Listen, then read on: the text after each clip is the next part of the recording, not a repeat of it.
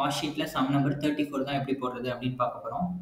வாங்க first question படிச்சிடலாம். The following information were obtained from the costing records of manufacturing concern for the month of March 2004. So March மந்தோட expense மட்டும்தான் கொடுத்துருக்காங்க நமக்கு. ஓகேவா? So பார்த்தீங்கன்னா ரா மெட்டீரியல்ஸோட ஓப்பனிங் அண்ட் க்ளோசிங் கொடுத்துட்டாங்க, ஃபினிஷ்டு குட்ஸோட opening and closing, work in ப்ராக்ரஸோட ஓப்பனிங் க்ளோசிங் எல்லாமே கொடுத்துட்டாங்க. அதர் எக்ஸ்பென்சஸில் வந்து நமக்கு factory expenses, selling and distribution, administration expenses எல்லாமே கொடுத்துட்டாங்க. ஸோ இப்போ இதை வச்சு நம்மளை காஸ்ட் ஷீட் வந்து ப்ரிப்பேர் பண்ண சொல்லியிருக்காங்க. ஓகேவா?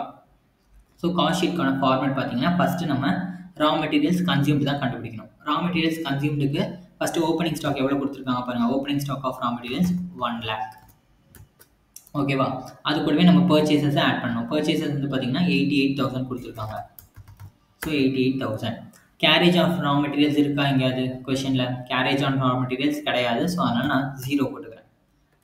ஓகேவா? ஸோ இப்போ ஆட் பண்ண வேண்டியது எல்லாத்தையுமே நம்ம செப்பரேட்டாக ஆட் பண்ணி வச்சுக்கலாம். தென் க்ளோசிங் ஆஃப் ரா மெட்டீரியல்ஸை நம்ம சப்ராக்ட் பண்ணணும். க்ளோசிங் ஆஃப் ரா மெட்டீரியல்ஸ் எவ்வளோ கொடுத்துருக்காங்க? க்ளோசிங் ஆஃப் ரா மெட்டீரியல்ஸ் 1,23,500 கொடுத்துருக்காங்க. ஓகே, ஸோ இந்த 1,88,000லேருந்து இந்த 1,23,500 சப்ராக்ட் பண்ணோம்னா 64,500 நம்மளோட ரா மெட்டீரியல்ஸ் கன்சியூம். இது கூடவே நம்ம இப்போ டைரக்ட் எக்ஸ்பென்சஸ் எல்லாம் ஆட் பண்ண போகிறோம். Direct expenses means direct wages, direct labour, direct expenses, அந்த மாதிரி டைரக்ட்னு கொடுத்துருக்கிறது எல்லாமே நம்ம வந்து ரா மெட்டீரியல்ஸ் கன்சியூம்டு கூட ஆட் பண்ணுவோம். ஆட் பண்ணோம்னா நமக்கு ப்ரைம் காஸ்ட் கிடைக்கும். இங்கே பார்த்தீங்கன்னா நம்ம கொஷனில் வெறும் டைரக்ட் வேஜஸ் மட்டும்தான் இருக்குது. அது 70,000 கொடுத்துட்டாங்க. ஸோ நம்ம வேஜஸில் போயிட்டு 70,000. இப்போ இந்த 64,500யும் இந்த 70,000 ஆட் பண்ணோம்னா நமக்கு வந்து ப்ரைம் காஸ்ட் வந்து 1,34,500 கிடச்சிருச்சு. ஓகேவா? இப்போ அடுத்தது நம்ம இதில் ஃபேக்ட்ரி எக்ஸ்பென்சஸ் எல்லாத்தையுமே ஆட் பண்ண போகிறோம். ப்ரைம் காஸ்ட் கூட ஃபேக்ட்ரி எக்ஸ்பென்சஸ் எல்லாத்தையுமே ஆட் பண்ணோம்னா நமக்கு ஒர்க் காஸ்ட் கிடைக்கும். ஸோ ப்ரைம் காஸ்ட் ஃபேக்ட்ரி எக்ஸ்பென்சஸ்க்கு என்னென்ன எக்ஸ்பென்ஸ் கொடுத்துருக்காங்க பாருங்கள். இன்டைரக்ட் ஃபேக்ட்ரி வேஜஸ் 2,500 இருக்குது. இதில் வந்துட்டு எப்பயுமே இன்டைரக்ட் ஃபேக்ட்ரி வேஜஸ்லேருந்து நம்ம சேல் ஆஃப் ஸ்கிராப் கொடுத்துருந்தாங்கன்னா சப்ராக்ட் பண்ணிடணும். ஓகேவா? இது ஃபார்மேட் படி இன்டைரக்ட் ஃபேக்ட்ரி வேஜஸில் ஏதாவது சேல் ஆஃப் ஸ்கிராப் இருந்ததுன்னா அது கூடவே சப்ராக்ட் பண்ணிடுவோம். சேல் ஆஃப் ஸ்கிராப் பார்த்தீங்கன்னா எவ்வளோ இருக்குது? 2,000 இருக்கா? ஸோ 2,000 நம்ம நெகட்டிவில் போட்டுருவோம் சேல் ஆஃப் ஸ்கிராப்பில். Okay, then add work expenses. Work expense கொடுத்துருக்காங்க பாருங்கள் 37,000. ஓகே, ஸோ ஆட் பண்ணியாச்சு. அடுத்தது நமக்கு மெயினாக பார்த்தீங்கன்னா ஃபேக்ட்ரி எக்ஸ்பென்சஸ்லேயே நம்ம ஒர்க் இன் ப்ராக்ரஸும் நமக்கு ஃபேக்ட்ரியோட இதில் தான் வருது. கரெக்டாக? ஸோ அதனால் ஓப்பனிங் ஒர்க் இன் ப்ராக்ரஸை ஆட் பண்ணி க்ளோசிங் ஒர்க் இன் ப்ராக்ரஸை சப்ராக்ட் பண்ணிடுவோம். ஓப்பனிங் ஒர்க் இன் ப்ராக்ரஸ் எவ்வளோ கொடுத்துருக்காங்க பாருங்கள் 31,000 plus closing work in progress எவ்வளோ கொடுத்துருக்காங்க 34,500. ஓகே, இதை நம்ம ஃபைனலாக நம்ம சம் பண்ணோன்னா நமக்கு வந்துட்டு எவ்வளோ நம்மளோட ஃபேக்ட்ரி ஓவர் ஹெட்ஸ் அப்படின்றது தெரிஞ்சிடும். 34,000 தான் நம்மளோட factory overheads. So 1,34,500 plus 34,000 1,68,500 தான் நம்மளோட ஒர்க் காஸ்ட். ஓகேவா? ஸோ இந்த ஒர்க் காஸ்ட்டில் நம்ம அட்மின் ஓவர் ஹெட்ஸ் எல்லாத்தையும் ஆட் பண்ணோம்னா நமக்கு காஸ்ட் ஆஃப் ப்ரொடக்ஷன் கிடைக்கும்.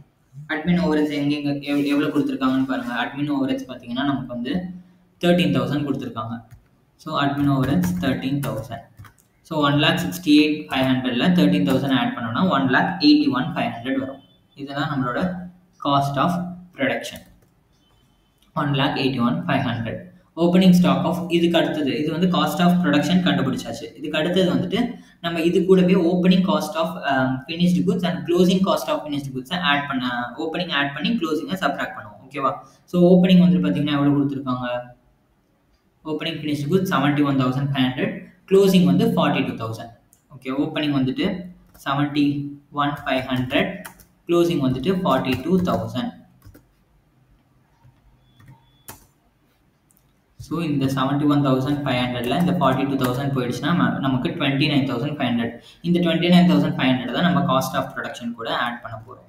1,81,500 ப்ளஸ் 29,500 2,11,000. ஓகேவா? ஸோ இது கூடவே இப்போ நம்ம வந்துட்டு selling and distribution overreach add பண்ணோம்னா நமக்கு வந்துட்டு டோட்டல் காஸ்ட் ஆஃப் சேல்ஸ் எவ்வளோன்னு தெரிஞ்சிடும். செல்லிங் அண்ட் டிஸ்ட்ரிபியூஷன் ஓவரேஜ் எவ்வளோ? 15,000. So selling and distribution 15,000. So 2,11,000 plus இந்த 15,000 செல்லிங் அண்ட் டிஸ்ட்ரிபியூஷன் ஆட் பண்ணோம்னா 2,26,000 காஸ்ட் ஆஃப் சேல்ஸ் வரும். ஓகேவா? ஸோ இந்த காஸ்ட் ஆஃப் சேல்ஸ் கூட ப்ராஃபிட்டாக இருந்தால் நம்ம வந்துட்டு ப்ராஃபிட்டை ஆட் பண்ணுவோம். லாஸாக இருந்தால் லாஸை சப்ராக்ட் பண்ணுவோம். சப்ராக்ட் பண்ணோன்னா நமக்கு சேல்ஸ் கிடைக்கும். பட் கொஷனில் சேல்ஸ் ஆல்ரெடி கொடுத்துட்டாங்க 2,84,000. ஸோ சேல்ஸ் வந்துட்டு 2,84,000 போட்டுறாங்க. ஓகே, இப்போ நமக்கு இதை வச்சு ப்ராஃபிட் ஆர் லாஸை கண்டுபிடிக்க முடியும். கரெக்டாக?